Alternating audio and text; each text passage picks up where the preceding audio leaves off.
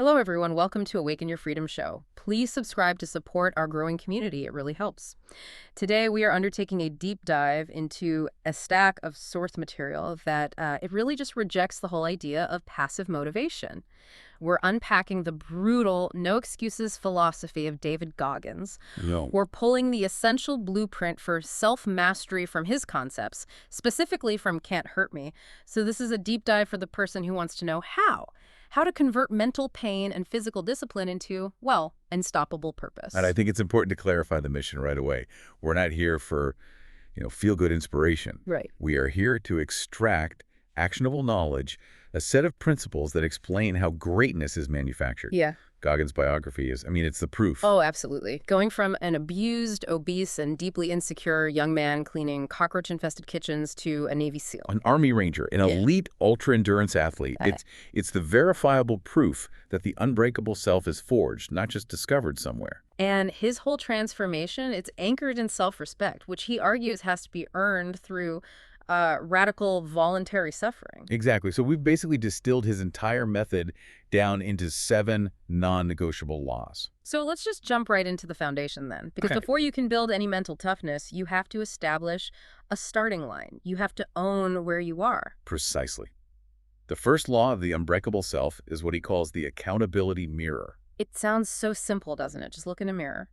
But Goggins took this ritual and made it, well, devastatingly effective. He did. When he was at his absolute lowest overweight, miserable, broke, he used that reflection to force a confrontation with himself. He demanded brutal, explicit honesty. And what's fascinating there is the core psychological shift this triggers. Most people, when they're faced with failure, they immediately deploy external defense mechanisms. They blame the economy, their boss, their childhood. Right. It's an external locus of control. Goggins forces the internal shift. He'd literally write his goals and his truths on the mirror and declare, this mess is entirely my fault. And the crucial second part of that. And because it's my fault, it means I hold the power to change it. That distinction, the freedom that comes from ownership, that's the key. Blame paralyzes you, but ownership, it empowers you. It really does. It turns failure from a dead end into a launching pad. We see this with great leaders. They don't waste time complaining about market conditions. They just pivot and adapt because they accept the current reality as their problem to solve. So the accountability mirror gives you the truth. But okay, once you have that truth, where do you get the capacity, the fuel, to actually act on it? This leads us right into the next law. That has to be the 40% rule. This is probably his most famous idea from the book. For sure. And it's so simple, it suggests that when your mind throws up the white flag and screams, I'm done, I'm exhausted, I can't take another step, you're only at about 4/10 of your true potential. And that's the psychological kicker. Right. Just think about that. 60% of your maximum strength, your resilience, your willpower, it's trapped behind a purely psychological barrier. So it's not physical failure, it's your brain. It's your brain, specifically your limbic system, prioritizing comfort and survival over performance and growth. The mind is just a very, very effective security system designed to keep you from feeling discomfort. So that feeling of absolute exhaustion is basically a low-grade alarm bell. It's not a real stop sign. Exactly. The runner who pushes past the bonk barrier in a marathon, or the student who finds a new gear when a deadline is looming, that's the 40% rule in action. We've all been there. Right. So when Goggins talks about tapping into that other 60%, he's talking about retraining your relationship with that voice that says stop. You have to willingly engage it and then just keep moving, proving that the discomfort isn't fatal. And that single act expands your capacity. You're essentially making your 100% tomorrow what your 40% felt like yesterday. That's it.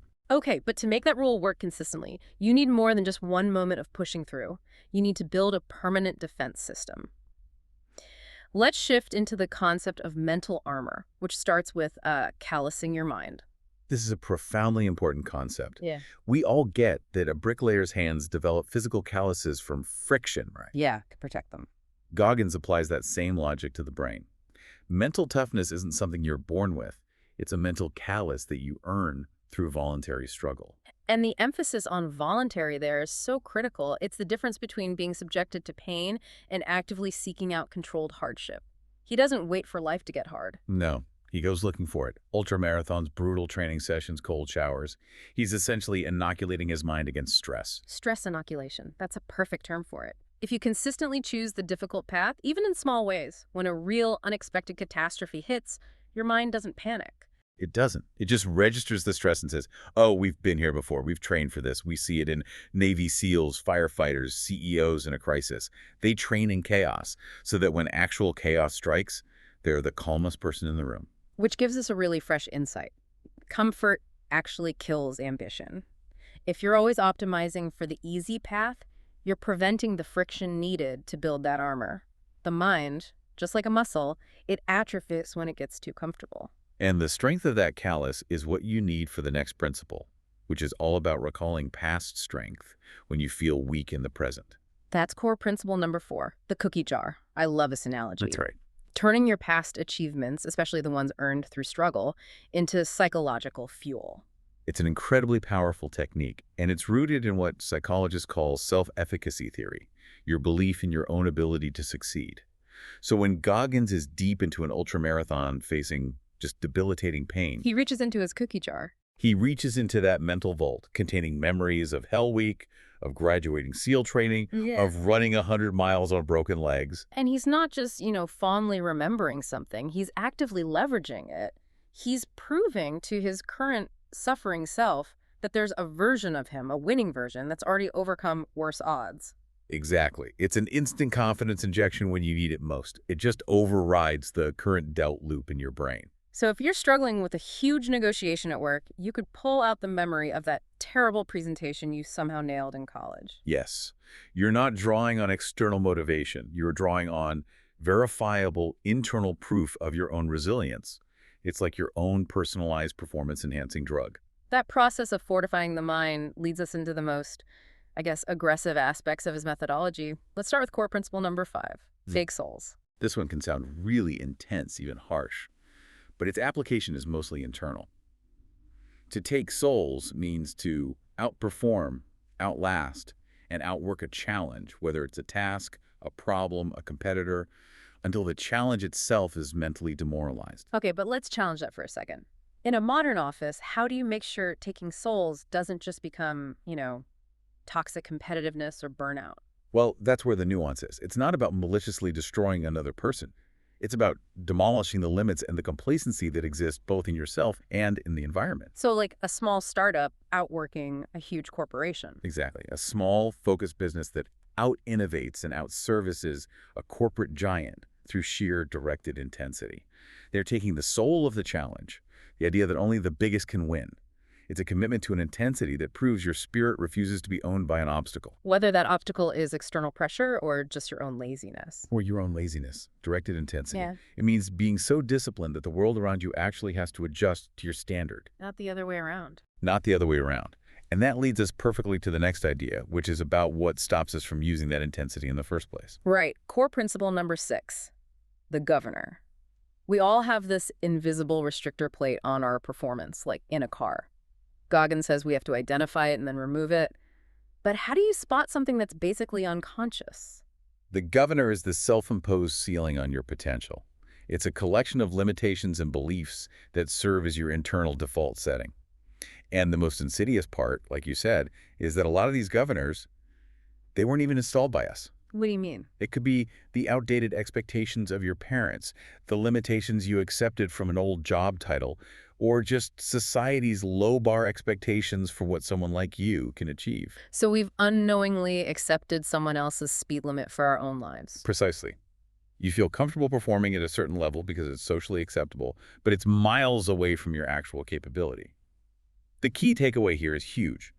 Huge performance leaps often aren't about adding new skills. It's about subtracting. It's fundamentally about identifying and removing the limiting rules and beliefs that were never yours to begin with. You have to find that mental plate and, brick by brick, take the bolts out. And that takes effort. It definitely involves pain. Which brings us to the final and maybe the most characteristic principle of the Goggins method. Suffer productively. Goggins doesn't see pain as a consequence of failure. He sees it as the most honest feedback loop there is. He weaponizes it. It's not about being miserable for no reason. Right. It's about viewing pain, physical, mental, emotional, as a necessary ingredient for growth, not just a signal to quit. And if we break that down, there's like a trio of truths in there. First, discipline is actually a form of self-love, just in its most powerful long-term form. Yeah, you're giving your future self the gift of a stronger present self. Essay. Second, discomfort is the true birthplace of character. We learn nothing when things are easy. Like pressure making a diamond. Exactly. And third, pain is simply necessary for true mastery. We see it everywhere. The physical agony of an elite athlete, the psychological risk for an entrepreneur, the mind-numbing repetition to master a skill. It all hurts. You have to endure the suck to get to the summit. So if we connect all these principles back to the big picture, the final insight becomes really clear. Your purpose, your next level, your true capability, it's hiding directly behind the obstacle you've been consistently avoiding. Wow. That thing you dread doing. That's probably the key. Oh, no, the key. So, the 7 principles: accountability, 40% rule, callousing, the cookie jar, take souls, the governor, and productive suffering. They all come together into one undeniable, transformative truth for anyone listening. Yeah. You are capable of becoming someone you've literally never met yet. You aren't defined by your past or the limits you currently accept. You're defined by what you are willing to endure, to improve upon, and to build every single day through relentless discipline and honesty. Greatness just isn't found in comfort. It's found in those places of intense effort where most people simply refuse to go. And once you go there consistently, you become truly unstoppable. That is powerful. So for you listening, we always want to provide a specific, actionable challenge from the source material. This isn't for someday. This is for today. The action step for today, drawn from that idea of voluntary suffering, is simple but demanding. Find something uncomfortable and honest that demands effort, and just do it. It doesn't have to be epic, right? It could be forcing yourself to run just 1 mile even though you're tired, or taking a genuinely cold shower. Maybe it's studying for an extra 30 minutes, or knocking out 50 push-ups. Or even just sending that difficult, professionally necessary email you've been putting off for days. And the core purpose here isn't the mile or the email itself. It's the identity it builds. That's it. You're doing it not for the result, but for the self-respect you earn by sticking to your word, despite the discomfort. Once you prove to yourself, through small, repeated wins, that temporary pain can't hurt your spirit, you realize there's nothing external that can ultimately stop you. That is a phenomenal synthesis of this whole method. To wrap up our deep dive, we want to leave you with one final thought to mull over, building on what we've analyzed today. So reflect on that concept of the governor. What is the most obvious internal restrictor plate in your life right now? A self-limiting belief, an external expectation you adopted, or a rigid routine that you have unconsciously allowed to keep your potential boxed in? Just identify it, because that identification is the very first step toward loosening that thing up and truly taking ownership of what you're capable of. To close, please don't forget to subscribe on your favorite platform: YouTube, Apple Podcasts, Amazon Music, or Spotify, to stay sharp and never miss a drop of knowledge that could change your financial life. Thank you.